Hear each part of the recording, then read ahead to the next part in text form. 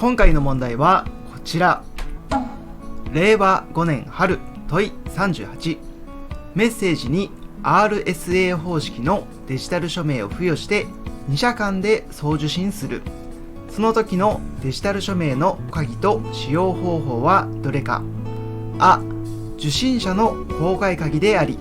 送信者がメッセージダイジェストからデジタル署名を作成する際に使用する。い、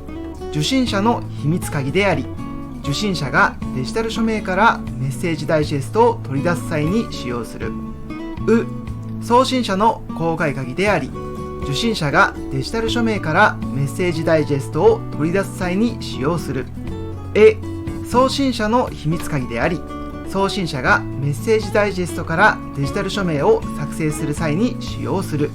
どれが正解でしょうか。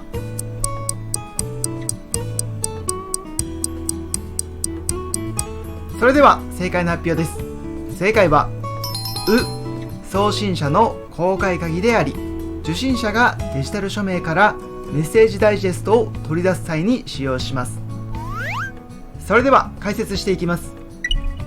デジタル署名とは、公開鍵暗号方式を使ってデータに電子的に署名をすることです。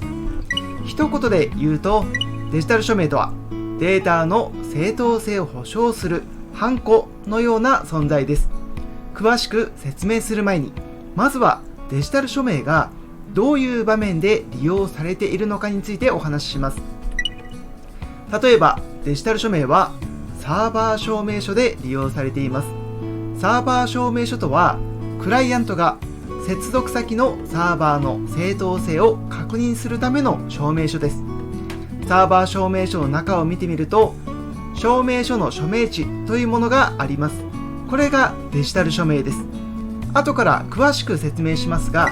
このデジタル署名はデータの正当性を保証するハンコのような役割を果たしています。クライアントはこのハンコがあるのでサーバー証明書を信頼することができます。まずはデジタル署名とはデータの正当性を保証するハンコである。なんとなくイメージできましたか？では話を続けていきます。ここからは情報処理技術者試験に申し込みをする例を使ってデジタル署名について勉強していきます。試験に申し込みをするためには IPA のサーバーにアクセスをして試験を申し込む必要がありますよね。その際、入力フォームに名前や住所など個人情報を入力します。ところで、この時皆さんはどうして何の疑いもなく自分の個人情報を入力することができるのでしょうか。もしかしたら接続先がなりすましのサイトである可能性も考えられますよね。なりすましサイトに個人情報を入力してしまうと、情報が漏洩して悪用されてしまう可能性があります。それでも安心して個人情報を入力できるのはサーバー証明書の仕組みがあるからです。現在多くのウェブサイトでは接続時にサーバー証明書をクライアントに送っています。サーバー証明書には、私はこういうサーバーですよという内容が書かれています。サーバー証明書は Web ブラウザを使って簡単に見ることができるので、実際に見てみましょう。今回は Web ブラウザの Chrome を使った場合で説明します。まず IPA のサイトに接続してみてください。その後 URL の左側にあるこの調整アイコンをクリックしてみてください。するとこのような画面が出てきます。証明書は有効ですの部分をクリックしてみてください。そうすると証明書ビューアーという画面が表示されます。これがサーバー証明書の情報です。今回は IPA のサイトに接続しているので、一般名のところに www.ipa.go.jp となっていますね。このようにサーバー証明書で接続先のサーバーを保証してくれているので、我々は安全にインターネットを利用することができています。このサーバー証明書のイメージが難しい方は、サーバー証明書とは身分証明書だと思ってください。クライアントがサーバーに接続すると、サーバーはサーバー証明書をクライアントに送ります。サーバー証明書は身分証明書のようなデータで、サーバー自身の正当性をサーバー証明書によって保証しています。ただしクライアントは送られてきたサーバー証明書を無条件に信じることはしません。世の中には悪い人がいます。現実世界でも身分証明書を偽造する事件があるように、インターネットの世界でも正規のサーバーになりすましたサーバー証明書が送られてくる可能性があります。そこで大切になるのが、サーバー証明書を作ったのが誰なのか分かる仕組みです。ではどうやってサーバー証明書を作った人を確認するのでしょうか。それが今回のテーマ、デジタル署名を使ってサーバー証明書の作成者を確認することができます。少し複雑になってきたので、ここまでの話を整理します。サーバー証明書は身分証明書のようなもので、サーバーはクライアントにサーバー証明書を送ります。ただしクライアントは送られてきたサーバー証明書を無条件に信じることはしません。誰がこのサーバー証明書を作ったのかを確認します。そして誰がサーバー証明書を作ったのかを確認するためにデジタル署名を利用します。ここまでの話、整理できましたか？では話を続けていきます。身分証明書の代表例として運転免許証がありますよね。皆さんお持ちの運転免許証を見てみてください。運転免許証の右下に公安委員会のハンコが押されています。このハンコによってこの運転免許証は公安委員会によって発行されたことがわかります。運転免許証の場合は公安委員会がハンコを押してくれましたが、サーバー証明書の場合は認証局という機関がサーバー証明書にハンコを押してくれます。サーバーは認証局がハンコを押してくれたサーバー証明書をクライアントに提示することで信頼してもらえるようになります。なお、この時に注目してほしいのは認証局が利用している印鑑です。この印鑑は世界に一つ認証局だけが持っている印鑑です。世界に一つだけの印鑑だからこそ押されたハンコを信頼することができます。もしこの印鑑が盗まれてしまうと、悪意のある第三者でもこのハンコを押すことができてしまいますからね。デジタル署名は運転免許証でいうと公安委員会のハンコの部分、サーバー証明書は認証局という機関がハンコを押してくれるので、そのハンコを見て誰が作ったのかを確認できるというお話でした。ここまでいくつかのキーワードが出てきました。サーバーの身分証明書であるサーバー証明書、サーバー証明書を発行する認証局、そして認証局で保管している世界に一つだけの印鑑、その印鑑を使ってサーバー証明書に押される認証局のハンコ。今回の問題の言葉で言い換えると、サーバー証明書のハンコがデジタル署名、世界に一つだけの印鑑が秘密鍵です。ここで秘密鍵という言葉が出てきました。デジタル署名は公開鍵と秘密鍵の鍵ペアを使った公開鍵暗号方式を使った技術です。なのでデジタル署名を理解するためには公開鍵暗号方式の知識が必要です。ここで公開鍵暗号方式について少し復習しましょう。公開鍵暗号方式にはいくつかの方式があって、代表的なものが RSA です。RSA と言われたら公開鍵暗号方式の種類の一つだと思ってください。公開鍵暗号方式では公開鍵、秘密鍵という鍵ペアを利用します。公開鍵暗号方式は暗号通信と署名の技術で利用することができます。例えば暗号通信で公開鍵暗号方式を利用する場合、公開鍵で鍵をかけて暗号化して、秘密鍵を使って鍵を開けて複合します。流れで説明すると、受信者は公開鍵を送信者に渡します。送信者は公開鍵を使って暗号化して受信者にデータを送ります。受信者は公開鍵で暗号化されたデータを受け取ると、秘密鍵で複合して中のデータを取り出すことができます。複合できるのは秘密鍵を持っている人だけなので、暗号通信ができるという仕組みです。まずは公開鍵暗号方式を暗号通信に利用する方法についてお話ししました。公開鍵暗号方式では公開鍵を使って暗号化することができて、秘密鍵で複合できるという特徴をしっかり覚えておきましょう。ここまで整理できたら、公開鍵暗号方式を署名で利用する方法についてお話ししていきます。公開鍵暗号方式を署名で利用する場合、秘密鍵で暗号化して公開鍵で複合します。つまり先ほどの暗号通信の鍵の使い方と逆になります。ではどのようにして署名ができるのか見ていきましょう。ここでサーバー証明書を思い出してください。サーバー証明書は身分証明書のようなものです。サーバー証明書にはサーバー証明書を発行した認証局のデジタル署名がついています。デジタル署名は公開鍵暗号方式を利用するので、認証局には公開鍵と秘密鍵の鍵ペアが用意されています。公開鍵と秘密鍵はその名前の通り、公開鍵は公開しても良い鍵、秘密鍵は秘密にしなくてはいけない鍵です。認証局が署名に利用するのは世界に一つだけの印鑑であるとお話ししましたが、この時利用するのは公開鍵もしくは秘密鍵、どちらの鍵か皆さん分かりますか？世界に一つだけの印鑑なので認証局の秘密鍵ですね。この秘密鍵を使ってデジタル署名を作ります。ではデジタル署名を作る流れを見ていきます。まずサーバーの管理者は認証局にサーバーの正当性を保証してもらうためのサーバー証明書の作成を依頼します。なおサーバー証明書を発行するための申請書のようなデータのことを CSR サーティフィケートサイニングリクエストと言います。認証局は CSR の内容を確認して問題なければサーバー証明書を作ります。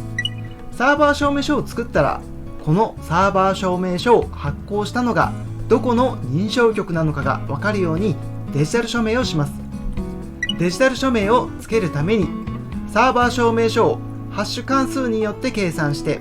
サーバー証明書のハッシュ値を求めます。ハッシュ関数について詳しく説明すると説明が長くなってしまうので、ここでは簡単にお伝えします。ここで利用されるハッシュ関数はサーバー証明書の特徴的な部分だけを取り出していい感じに小さいデータを作ってくれるものです。ハッシュ関数によって計算された値をハッシュ値と言ったりメッセージダイジェストと言います。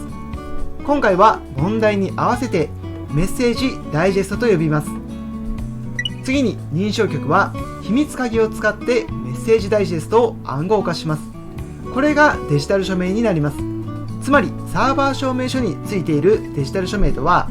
サーバー証明書をハッシュ関数で計算したメッセージダイジェストを秘密鍵で暗号化したものです。ここで認証局はサーバー証明書とデジタル署名を作ることができました。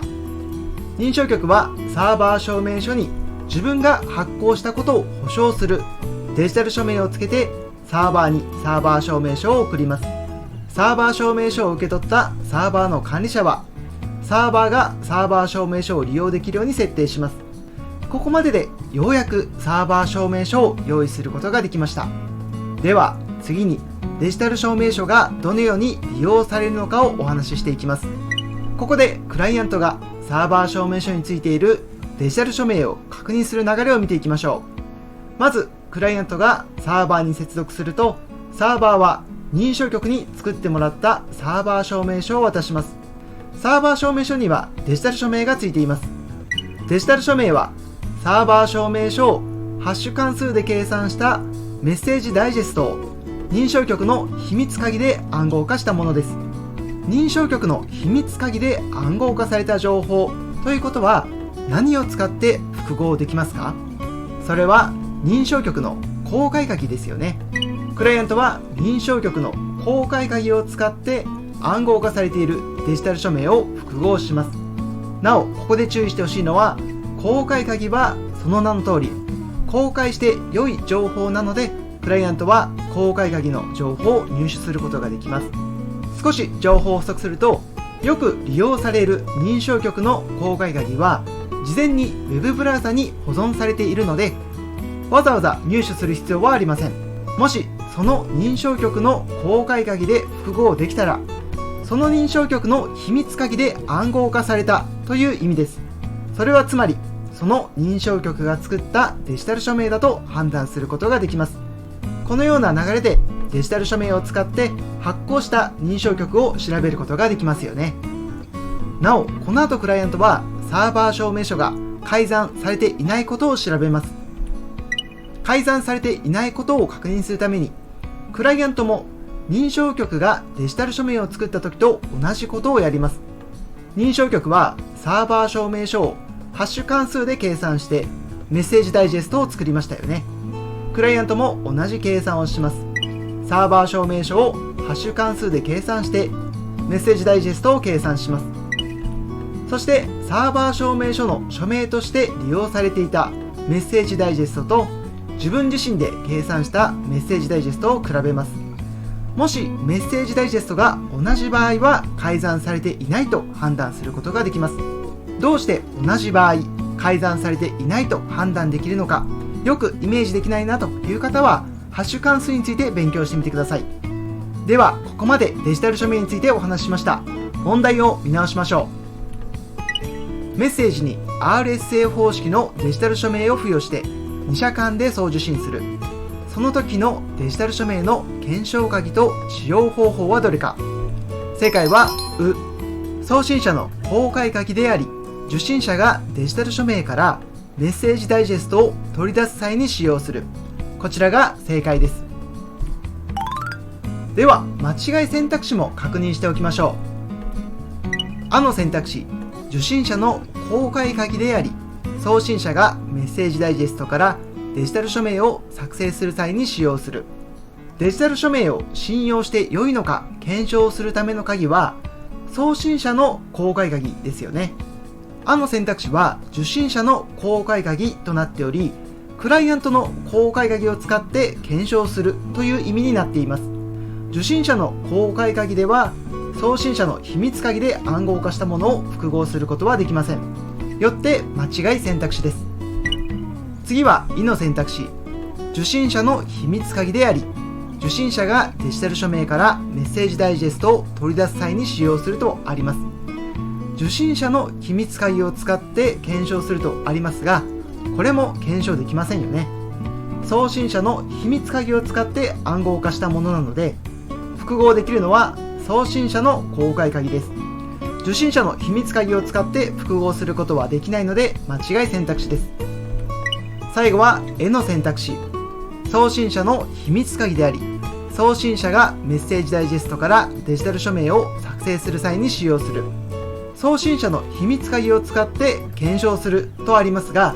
これは一番選んではいけない選択肢です。秘密鍵の情報は絶対に外に送ってはいけません。この選択肢は秘密鍵の情報を受信者に送ることになっています。公開して良いのは公開鍵の情報です。よってこの選択肢も間違い選択肢です。ここでは間違い選択肢を一緒に確認しました。今日も勉強お疲れ様です。ここで少し休憩しましょう。ところで皆さん、応用情報の午前問題は直近2回分は勉強しなくてもよい、こんな話聞いたことありますか？実は応用情報の午前問題は直近2回分から過去問題が流用されたことがないそうです。なので直近2回分は勉強しなくてよいということなんですね。ただしここで一言大切な言葉を付け加える必要があります。それは午前対策としてはという言葉です。直近2回分勉強しなくてよいのは午前試験に合格したい人だけです。午後試験も合格したい方はしっかり直近2回分も午前問題勉強するようにしましょう。なぜなら午前問題で出てこないということは直近2回分の午前問題を発展させた問題が午後問題として出題される可能性があるからです。試験は午後問題まで合格点を取って初めて合格です。直近2回分の午前問題も最近の出題傾向をつかむ良い問題だと思うので、合格を目指して勉強している方は直近2回分の午前問題もしっかり勉強するようにしましょう。結論、私としては応用情報の午前問題は直近2回分も含めてしっかり勉強することをお勧めしたいですというお話でした。最後に復習です。令和5年春問い38、メッセージに RSA 方式のデジタル署名を付与して2社間で送受信する。その時のデジタル署名の検証鍵と使用方法はどれか。正解は送信者の公開鍵であり、受信者がデジタル署名からメッセージダイジェストを取り出す際に使用します。よくわからないなという方は、まず送信者と受信者が何を示すのかをイメージできるようにしてみてください。その後、公開鍵暗号方式を思い出してください。公開鍵暗号方式を署名として利用する場合、秘密鍵で暗号化して公開鍵で複合します。そしてデジタル署名は私が作ったデータだと相手に伝える仕組みであると、こういうイメージも持つようにしてみてくださいね。